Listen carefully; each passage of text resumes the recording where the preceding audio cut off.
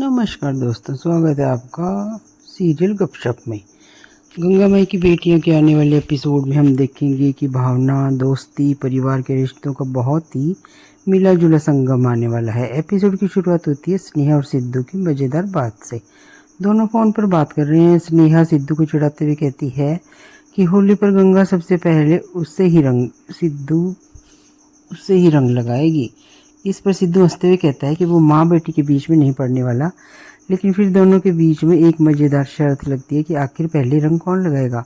दोनों एक दूसरे को चुनौती देते हैं और ये पल काफ़ी हल्का और बड़ा प्यारा रोमांटिक बनता है। लेकिन दूसरी तरफ गंगा के मन में तो बहुत बड़ी चिंता चल रही है। सहाना की शादी नज़दीक है और गंगा किसी भी तरह से उसकी शादी अच्छे से करना चाहती है। इसके लिए वो अपनी सबसे बड़ी कुर्बानी भी देने को तैयार है। गंगा अपनी बेटियों से छुपकर फैसला करती है कि घर और ढाबा गिरवी रखकर पैसे जुटाएगी। लेकिन वो ये बात अपनी बेटियों को नहीं बताती क्योंकि वो नहीं चाहती उसकी बेटियां परेशान हो। इधर बेटियां तो बहुत ही खुशी खुशी होली की तैयारियां करती हैं और गंगा को लाकर रंग लगाकर शुभकामना देती हैं। लेकिन स्नेहा महसूस करती है कि गंगा कुछ परेशान है। वो गंगा से पूछती भी है लेकिन गंगा हंसकर मुस्कुराकर बात टाल जाती है। माँ जो है और मंदिर जाने का बहाना बनाकर वहाँ से निकल जाती है।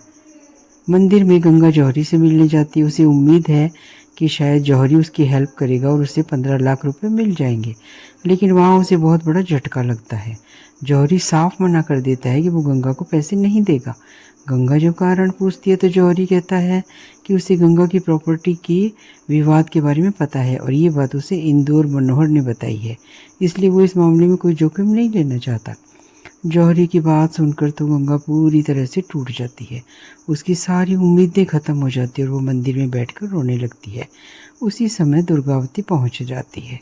वो गंगा को इस हालत में देखती है और तुरंत उसके पास जाती है और पूछती है कि आखिर क्या हुआ।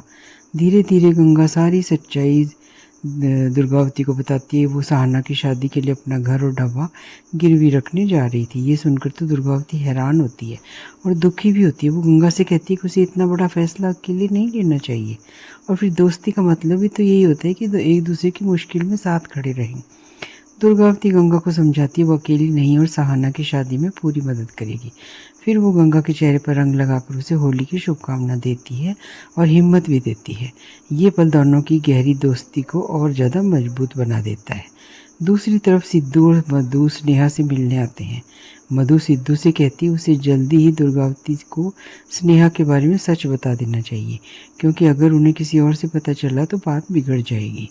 सिद्धू इस बात को समझ जाता है और सोचने लगता है कि अब सच बताने का समय आ गया है। इसी बीच होली का माहौल भी देखने को मिलता है। मुरली और उसका परिवार भी पहुंचते हैं। सब एक दूसरे को होली का रंग लगाकर खुशियां मनाते हैं। सिद्धू और स्नेहा भी एक दूसरे को रंग लगाने की कोशिश करते हैं और आखिरकार दोनों अपनी शर्त जीत जाते हैं। लेकिन कहानी यहाँ ख़त्म कहाँ होने वाली है दोस्तों। इंदु अभी भी चुप नहीं बैठी और उसके मन में क्या चल रहा है ये आगे आने वाले एपिसोड में बड़ा मोड़ ला सकता है। अब देखना दिलचस्प होने वाला है कि क्या गंगा और दुर्गावती मिलकर हर मुश्किल का सामना कर पाएंगी और क्या सिद्धू सच में दुर्गावती को स्नेहा के बारे में सच बता पाएगा। अगर आपको ये अपडेट पसंद आई हो तो वीडियो को लाइक करें, चैनल को सब्सक्राइब करें और कमेंट में ज़रूर बताएं कि आपको ये एपिसोड कैसा लगता है। धन्यवाद।